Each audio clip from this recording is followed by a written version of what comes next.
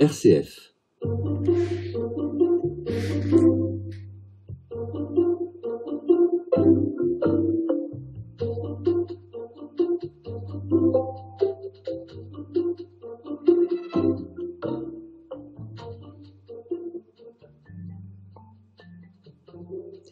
J'ai le plaisir de recevoir aujourd'hui à RCF Guillaume Amorin pour son livre Anamnesis, paru aux éditions Amfortas. Bonjour monsieur. Bonjour.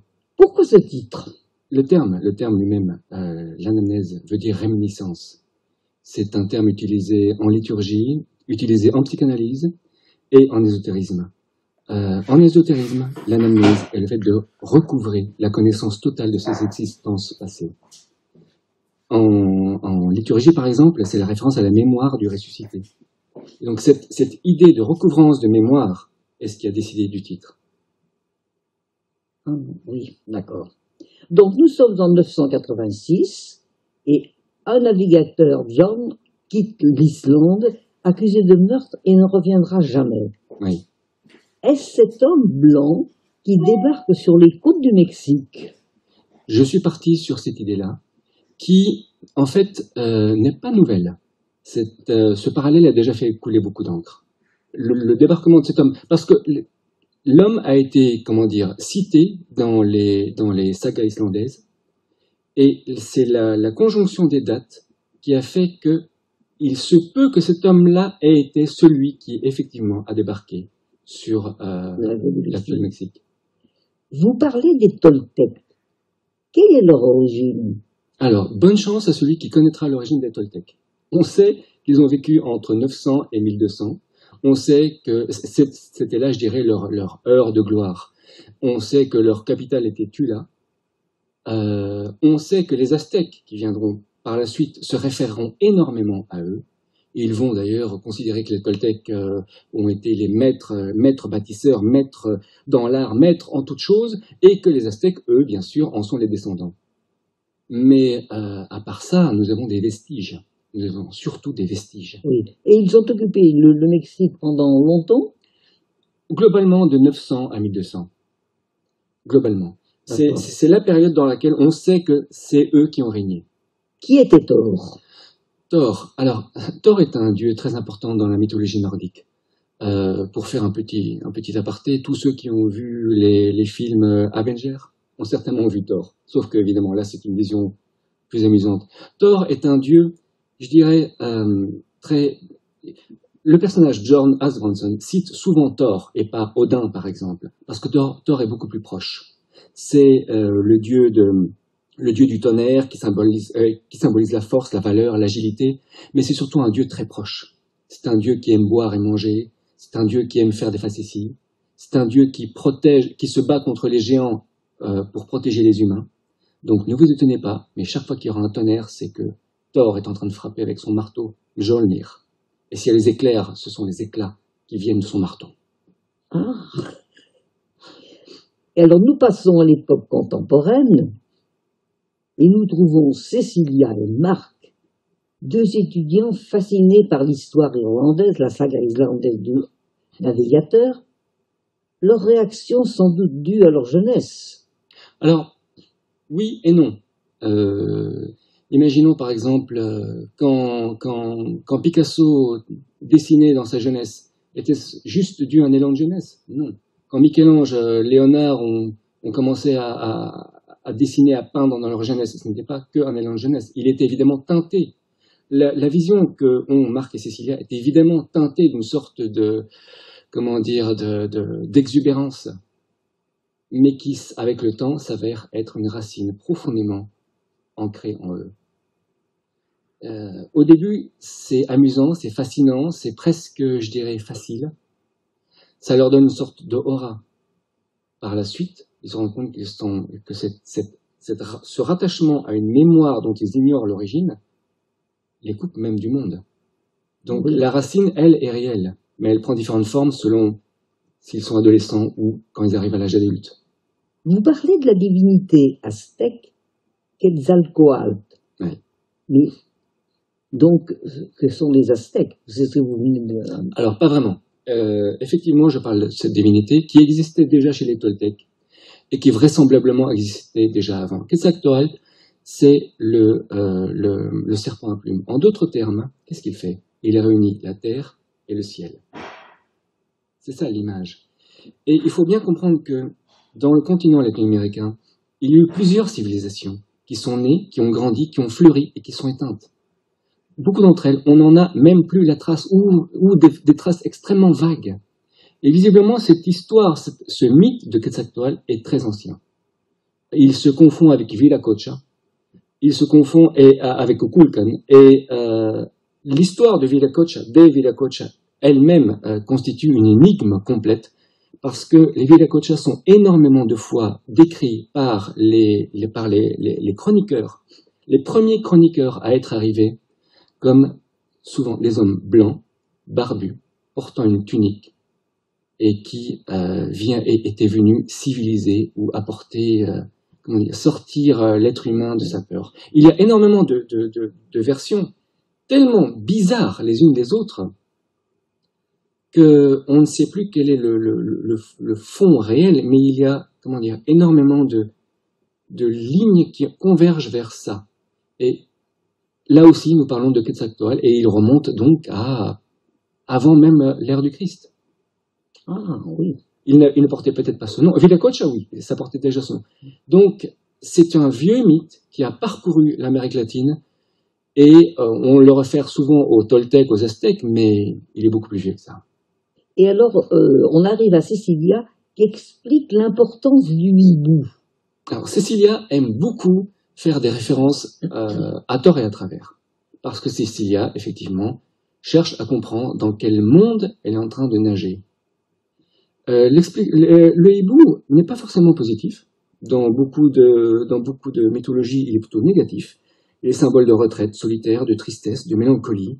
Chez les Grecs, le hibou interprète une des parques, celle qui coupe les fils de la destinée. Il n'est pas forcément positif. On peut le rapprocher à la mort, à l'obscurité. Ce vers quoi probablement Cécilia allait aussi, sans le savoir. Ah oui. Et alors elle dit d'ailleurs, dans les jours à venir, nous serons en relation avec la magie et la diriger vers un but positif, mais on doit prier en direction du soleil levant. Oui, alors ça c'est selon les mythologies amérindiennes. Et là, de nouveau, on voit un peu le fatras que Cécilia avait créé en prenant un peu de tout, un peu partout, afin d'essayer de comprendre de nouveau le monde dans lequel elle vivait elle-même, le monde intérieur. Et j'ai écrit ces lignes avec un sourire, parce que il y en a tellement qui font référence à tout et à n'importe quoi. Et là, d'ailleurs, si vous vous souvenez du passage, pendant que Cécilia parle très sérieusement de ça, Marc regarde plutôt Cécilia. Donc les intérêts, on va dire, divergent. Ben oui, ils n'ont pas du tout, ils ne sont pas sur la même longueur d'onde. Ils ne sont pas sur la même longueur d'onde. La seule chose qui les rapproche, c'est cette mémoire commune. Il y a effectivement cette mémoire commune, il y a cet intérêt commun, il y a un rapprochement entre les deux, et donc ils vont explorer ce monde invisible, ce monde de la mémoire, d'abord parce qu'il s'est imposé à eux avec une force qu'ils ne s'attendaient pas, mais avec deux méthodes très différentes. Marc est beaucoup plus déductif, c'est un intellectuel.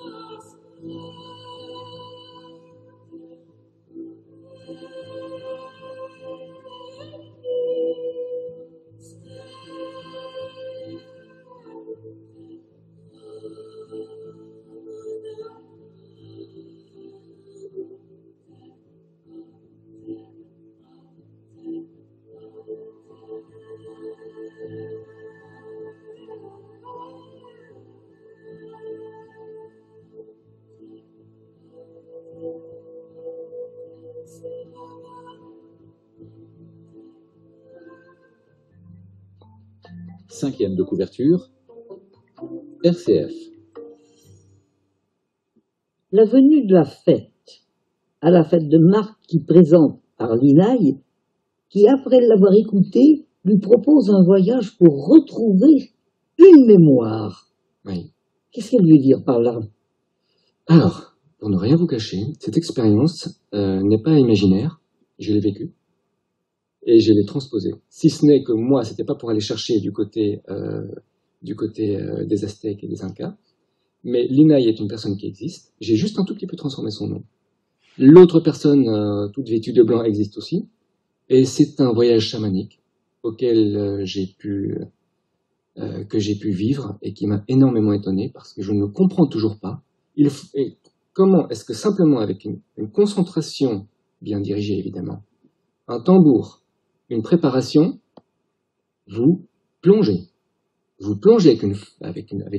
comment dire, sans attendre. C'est vraiment très étonnant. Donc, ce que j'ai fait, c'est que j'ai repris cette expérience. Et ce voyage chamanique, effectivement, c'est un voyage dans les mémoires. Les mémoires sont là. C'est une chose qui, pour moi, ne fait pas de doute. Nous sommes humains, donc notre capacité de mémoire est très limitée. Notre perception est très limitée. Parfois, il y a moyen de faire un voyage au-delà de nos perceptions habituelles. Et j'ai été extrêmement étonné par la puissance de ce voyage. Et effectivement, ce que l'INAI lui propose, vu que Marc se présente à elle tourmenté par des questions, à partir du moment où il est tourmenté par des questions, cela veut dire que quelque part, c'est par là qu'il cherche au-delà de ce qu'il peut percevoir, évidemment. Donc elle sait déjà quelle direction il va prendre, il suffit d'ouvrir les portes. Et effectivement, une concentration bien dirigée, un tambour, une solitude, un calme, et c'est extrêmement... Pour moi, ça a été une expérience très forte, très forte. Alors, c'est un voyage duquel, quand on revient, effectivement, la première chose que l'on fait, c'est surtout ne pas bouger. Ne rien dire, ne rien faire, ne pas bouger. Et essayer encore de contempler ce qu'on a vu. C'est très étonnant. L'explication avec le serpent symbolise sans doute l'homme qui doit se dépouiller de la vieillesse du monde pour retrouver la jeunesse. Exact. Et aspirer à l'éternité. Exact, parce que le serpent n'a pas le monde chrétien aussi, le serpent n'a pas toujours eu cette connotation négative. Et dans le monde qui nous intéresse ici, c'est-à-dire celui de ce roman avec Marc et Cécilia, de nouveau, Marc se met à citer une quantité de choses, un peu pour séduire Cécilia, mais il ne savait pas à quel point il avait touché juste, parce que pour réussir à trouver ce qu'il cherche, il va falloir se défaire du connu, il va falloir se défaire de la vieille peau, il va falloir se défaire des vieux concepts. Et c'est pour ça qu'il a insisté, inconsciemment, très probablement, qu'il a insisté sur ce serpent. Effectivement, le serpent se défait de la vieille peau, c'est une régénération. Ah oui, d'accord, c'est le symbole. Et alors maintenant, on va passer à l'oncle qui explique les constellations jeunes, qui va les transmettre au navigateur Burn. Oui. Les dieux et les hommes cultivaient des relations familières presque intimes. Alors, de nouveau, il faut replacer les choses. Effectivement, j'ai été personnellement fasciné par ce parallèle entre les étoiles et les cartes géographiques. C'était extraordinaire pour moi. Et ceci dit, j'ai placé ce personnage-là qui est un tricheur impénitent, qui aime beaucoup parler de manière grandiloquente. J'aurais du mal à croire que jamais les navigateurs n'utilisaient des instruments. Là, c'est lui qui exagère. Mais que les navigateurs puissent avoir cette connaissance, ça, c'était vraiment étonnant. Ça, c'était vraiment extraordinaire. Surtout si je recoupe cette idée, parce que quand même, l'idée que les étoiles décrivent les côtes, pas seulement de l'Europe, mais du continent américain, qui logiquement n'était pas connu, cette idée était déjà assez osée. Mais si on recoupe cela avec d'autres idées, vous savez, il y a une carte, par exemple. Je ne sais pas si vous en avez entendu parler, c'est la carte de Pîriz Reis. Cette carte, un certain Pîriz Reis, qui était un Turc, l'a reprise, lui-même ne savait pas d'où elle venait. C'est pour vous donner ce tout petit exemple. Cette carte, non seulement décrit grossièrement certaines lignes du continent américain, mais elle décrit les côtes de l'Antarctique à une époque où l'Antarctique n'était pas recouvert des gels par la glace. Là, on remonte à des années, et je sais, les historiens refusent actuellement une telle idée. Enfin, les historiens, n'exagérons pas, certains. Là, on remonte à des périodes qui remontent à moins 13 000 ans, moins 15 000 ans. Une carte qui décrit une terre, c'est-à-dire un peuple qui est capable de tracer une carte dans une période où logiquement il n'y a rien. Alors, à partir de là, je me suis dit, bon, alors la lecture des côtes des différents continents, rien qu'en se référant aux étoiles, est possible. Ça devient possible. À quand remonte cette connaissance? Je l'ignore. C'est une énigme que j'aimerais bien connaître. Oui, parce qu'alors, on peut imaginer qu'il y a des gens qui ont eu cette connaissance il y a donc des milliers d'années, Oui. Et on a toujours l'impression, nous, que nous découvrons la Lune. Oui, oui. Vous savez, ça me rappelle cette remarque dans le Critias, je crois, de Platon, alors, je ne sais plus quel personnage allait voir un certain Solon en Égypte, parce qu'il voulait lui parler des Atlantes. Et Solon disait, vous, Grecs, vous êtes très jeunes, et vous pensez que le monde ne s'est écroulé qu'une seule fois. Mais nous, Égyptiens, qui sommes beaucoup plus anciens, nous savons que le monde s'est écroulé plusieurs fois, et renaît plusieurs fois.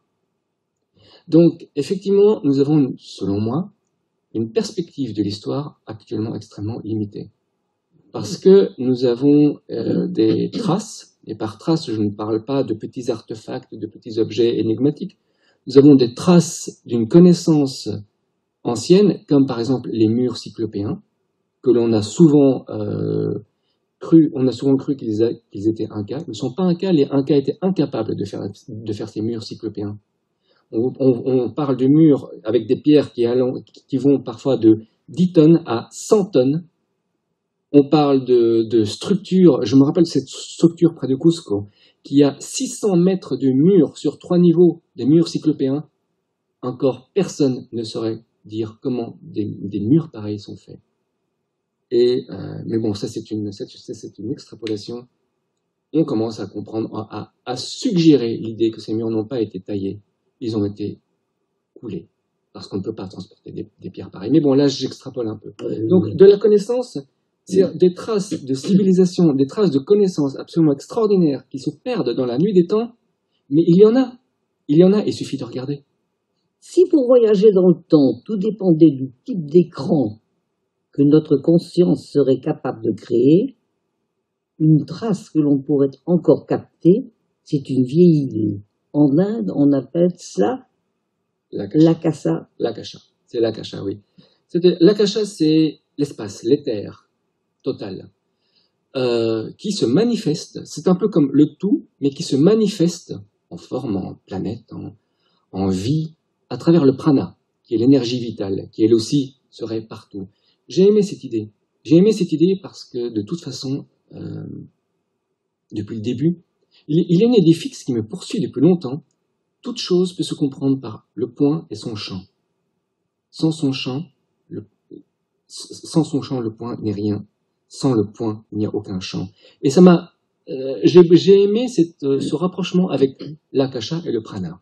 C'est ça l'idée. L'akasha pourrait être vu comme une immense bibliothèque où tout ce qui a été fait, pas seulement dans cette humanité, mais dans le cosmos en général, est marqué. Une sorte d'empreinte magnétique. Et les Indiens d'Inde, croient qu'on peut y avoir accès. Bien sûr, après une certaine préparation, pour certaines raisons, on peut avoir accès à cette bibliothèque de l'infini. C'est une idée qui me plaît. Il y a quelque chose là que je voudrais bien qu'on parle, c'est sans l'essence, les choses n'existent pas. Oui. C'est ce que Ziania avait appris à Eupanqui. Dans un monde qui a renié l'essence, il ne lui reste plus qu'à marcher sans lui. Oui, oui. Je crois que toute personne... Alors, j'aimerais faire un parallèle. Toute personne qui a vécu une expérience mystique, ou qui est sur un chemin mystique, ou toute personne qui est tombée sincèrement amoureux, vont tomber sur la même conclusion. Une personne qui est tombée sincèrement amoureux et qui, par exemple, voit son couple s'arrêter, se sent complètement perdu. Et même le sens de la vie, le sens de lui-même, le sens de tout se perd et tombe en poussière. Et on va de même pour une personne qui suit un chemin mystique. C'est-à-dire, quand on suit un chemin mystique, on se demande souvent quel est donc le sens de tout ça, quel est, comment dire, le socle solide de tout cela. Jusqu'où est-ce que tout cela n'est pas simplement un rêve? C'est ce que l'amoureux malheureux se demande aussi. Jusqu'où est-ce qu'il n'est pas sombre? Si son couple termine brutalement, il se demande souvent jusqu'où est-ce que tout cela n'a pas été un simple rêve. Le temps a passé très vite, hélas. Je voudrais qu'on parle à la fin pratiquement, quand Cécilia arrive dans l'église et elle demande absolument à ce qu'on lui ouvre la porte. Oui. Et lorsqu'elle est près de l'autel, pour elle, c'est le but. C'est le but. C'est le but parce que, en faisant cela, d'abord, elle a eu accès à cette connaissance, à cette vision. Avant de parler de connaissance, je parlais de vision. Elle a eu accès à cette vision et deuxièmement, en ayant accès, elle peut libérer l'autre, l'homme forêt. Simplement par une chose, un seul mot, pas de grand protocole, pas de grande formule magique. Merci. Ce merci qui libère. Ce merci qui rend l'autre. J'ai accompli ce que je t'avais promis d'accomplir. Accomplis à présent toi-même ce que tu avais promis d'accomplir. Et ce, sur cette strate nouvelle, parce qu'à l'époque, elle était sur cette strate nouvelle qui est la strate chrétienne. Parce que toute religion crée une matrice au sein de laquelle notre manière de vivre, de croire, de vouloir, d'aimer, de mourir change. Et là, l'homme forêt, si vous vous souvenez, lui avait demandé de faire une promesse. Mais dans un autre monde, dans un monde qui était en train de mourir, le monde qui était en train de passer du monde toltèque au monde aztèque. Et là, plusieurs siècles plus tard, dans une toute autre matrice, la matrice chrétienne, elle peut enfin honorer sa parole. Honorer sa parole, parce qu'il y a comment dire, une continuation dans la mémoire. Je ne sais pas si vous avez remarqué, par exemple, que Cécilia, de son côté, aime s'entourer d'un fatras de croyances et de symboles, etc. Ce que fait Yupanqui aussi. Une sorte de, comment dire, de lien commun. Donc ce merci, maintenant je vois et je t'en remercie. Voilà, parce qu'elle était sûre de... Elle était au but. Elle avait trouvé son but. Une libération complète par cette vision par-delà le siècle et par-delà elle-même. Et donc, Marc, dans tout ça... Marc, dans tout ça, il l'a accompagné, il a essayé lui aussi, il l'a accompagné fidèlement et on peut se dire qu'ils vont rester ensemble. Mais je crois qu'on n'aura même pas le temps d'écouter une autre musique, je pense. Merci de nous avoir aidés à comprendre votre livre Amnésis, paru aux éditions Enfortas. J'espère surtout qu'il va permettre de voyager.